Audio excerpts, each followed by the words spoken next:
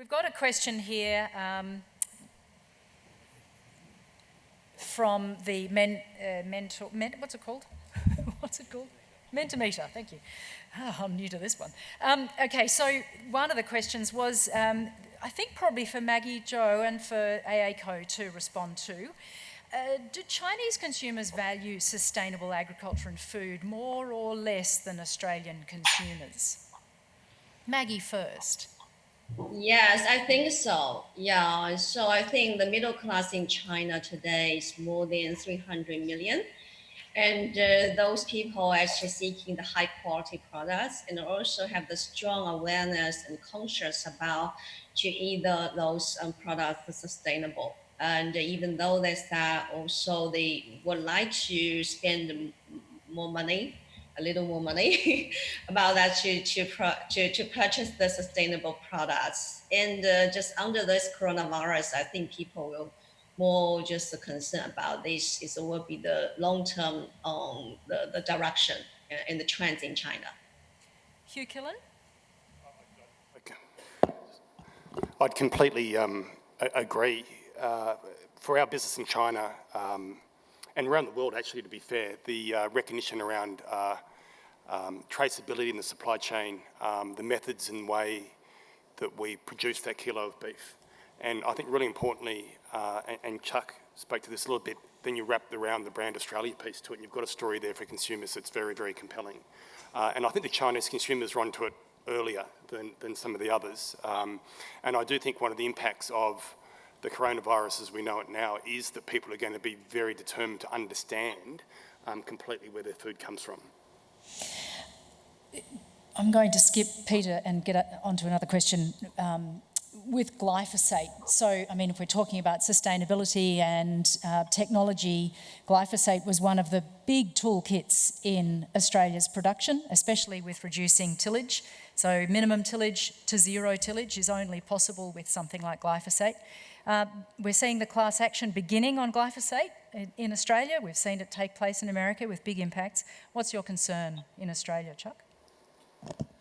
Yeah, so we're watching the developments very closely, and this is a tough one to really get our heads around because glyphosate was invented for a reason. It was invented so that we can move modern agriculture forward, and no-till was a big part of that. If we lose glyphosate as part of our toolkits and farmers are not allowed to use it anymore, there'll need to be a replacement because first you'll see a productivity decline, which means then globally we're going to need more land planted, which is not the right answer. And you're going to see farmers return to tillage, and that will unlock and unleash enormous amounts of carbon. So we have to find a way to ensure that our products are safe and that they're managed and stewarded properly. But this is a chemical that, don't forget, was invented because the previous chemicals were really nasty. And this was the safe alternative. So let's see how this unfolds. I know that growers in our core markets, we've seen no reduction in demand. Farmers are still using the product at the same levels in our markets because they need it. It's an effective tool for what they need. So we'll just have to see how the lawsuits unfold, and then of course we'll have to make some decisions if it heads to the way where there's going to be significant restrictions in use of the product. Peter, the 2024 forecast for agricultural output was approximately $64 billion. This gives us only 6 years to make up $36 billion. These are aspirational figures. I mean, there's my editorial on this question, which is a very valuable question. But are we going to possibly reach that target or fall short, and does it matter? So first of all, does it matter? I don't think it really matters what the value of production is in a particular year. I think the idea of the target is really about the environment that agriculture is operating in Australia and getting that right so that agriculture can be what it can be. And I think there are plenty of opportunities, and we've just been talking about some of them in terms of this large middle class wanting to know more about where their food comes from and caring about that. And if you can get the technology right and prove to people how you've produced it and where it's come from, then there are opportunities to move up the value chain. It's pretty obvious that we're not going to be able to produce an awful lot more from our production systems, there'll be productivity improvement, but that's not going to get us to 100 billion. To get to 100 billion, we're going to have to move up the value chain. And presumably a big part of that will be demonstrating to people how we produce it, producing a consistent quality and getting paid more for it. There are so many sub-questions, but I wanted to go to the COVID-19 because that brings Maggie in again. Maggie Jo, is the COVID-19 a mega trend, a major disruption where we'll see a shift away from wet markets to the digital shopping space? And then what are the opportunities for Australian exporters? Yeah, the coronavirus actually is really shifting consumer behavior in China. With many consumers then trying, the outdoors less, right? So more and more consumer, they are getting comfortable with taking care of their daily living needs and just using those digital ways. So this, I think, is a really good opportunity. Just before the coronavirus, people may be buying some of the other stuff like just health care products and skincare products, some essential products like the milk powder. But now, actually, more and more, they get used to about more agriculture products, even for every day, the meals, the fresh vegetable, fruits, and beef as well. So when those habits, consumer habits are already cultivated, I think it's in the future really a great opportunity even for Australian producers. And today, actually in our Fresh Apple store, already have the Australian beef worked with Fresh Apple, doing those Fresh Apple private label. And also we have the wine there, we have the dairy there, like A2 there. So that is in the future trend, I think is really, really a great opportunity for Australian produce. My colleagues at ABC Landline did a story on the weekend that focused on one Queensland cattle family exporting to direct to China, and their beef, $600,000 worth of it, was stuck on the ports.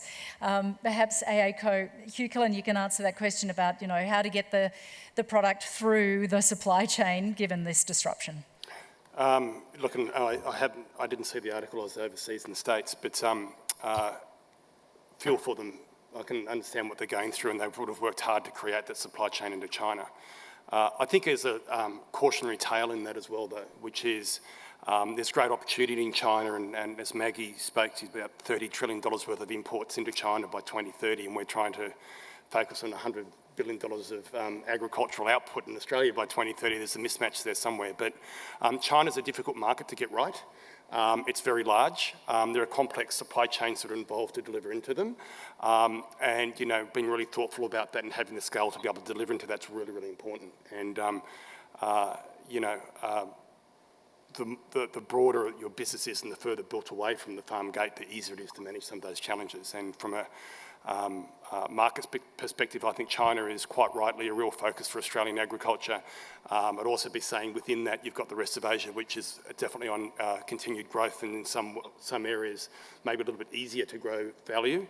And then there's the rest of the world. We've got Europe, UK free trade agreements going on, being renegotiated there, and the US is a very valuable trading partner as well. So China's difficult. Keeping those supply chains open is hard.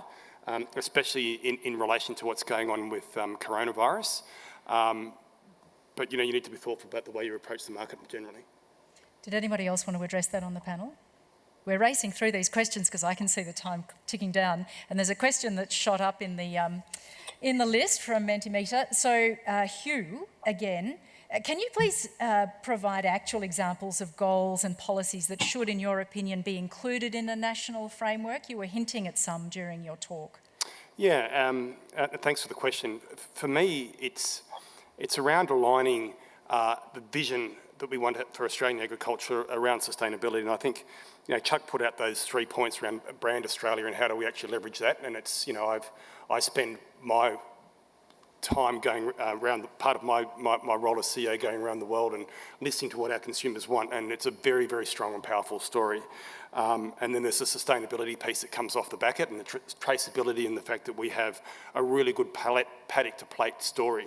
So for me, getting regulation right that actually can help us deliver into those things is really, really important. Okay, and I used a Queensland example, not to pick on Queensland, but you have a disconnect between how do you build a proper sustainable resource, say the Northern Watershed that flows out up into the Gulf, and that contradicts with the land management rules and development rules that live within Queensland at the moment. And there's it's very easy for the federal government to say they don't control that from a state perspective, but getting those regulations right so that we can open up money that's caught at the moment. I think NAIF's got $5 billion or so that's unallocated in terms of Northern Australian infrastructure.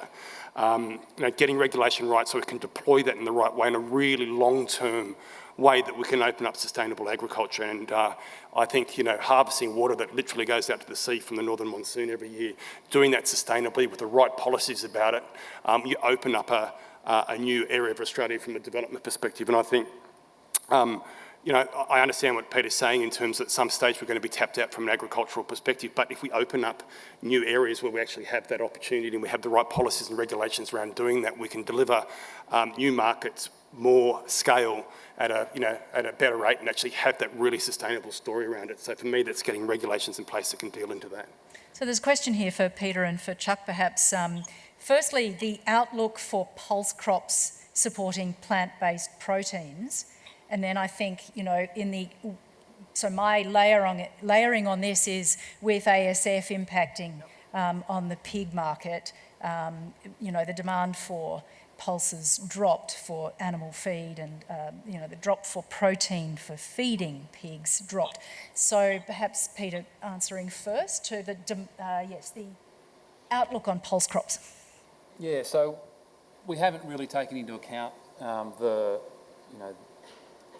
potential increase in demand for pulse crops from as a substitute for meat. We don't really see that in the next few years as being a significant thing for Australian agriculture, either on the certainly there's potential for that to happen, but in terms of the share of the potential meat market, probably relatively low. Obviously, it would potentially be an opportunity for some pulse producers to get into that, and it may well be that you need to demonstrate a whole bunch of things about how you're producing in order to be accepted into that supply chain. So it's an opportunity for sure. For pulse-based proteins, but for pulses as a feed source for animals, what's it done to the business? Chuck? Well, certainly we would agree with Peter's assessment on just plant-based protein in terms of its growth potential. We think it's an interesting development. It's unique. It's a Western phenomenon, I would suggest. And most of the world, India, China, Africa, are still heading towards meat-based protein, and we don't think that will stop anytime soon. As for feed, there is, the African swine fever. It's hard to get our handle around exactly what happened, but we do think that it slowed down all global grains and oilseed demand last year. Our view would be that something like 25% of the world's population of swine were culled. So these are really large numbers that are going to take a very long time to rebuild. And we see it in the overall grain and oilseeds numbers, pulses included. And I think, though, that there will be good demand for pulses in the more developed markets like Europe and the US and Australia and Canada. And we'll see about it coming back for feed. I think they're going to need a whole bunch of feed, whether it's pulses or other, to rebuild that herd. Can I ask a final question, because we're privileged to have Maggie, even if by video conference. So it's a question from Mentimeter. Is Alibaba looking at enabling high-value fresh exports such as quality beef, seafood, fresh fruit into China? So are you seeking to reduce the technical barriers, the trade barriers that are technical for Australia, which is limiting our access to China? So from our Alibaba ecosystem, different BU arms actually is helping Australian brands So one is the Timor Fresh on our platform. And we also already have some multi-brand store, umbrella store that are helping Australian produce to sell their product produced in China market directly. So not necessary for the produce they themselves to open the store.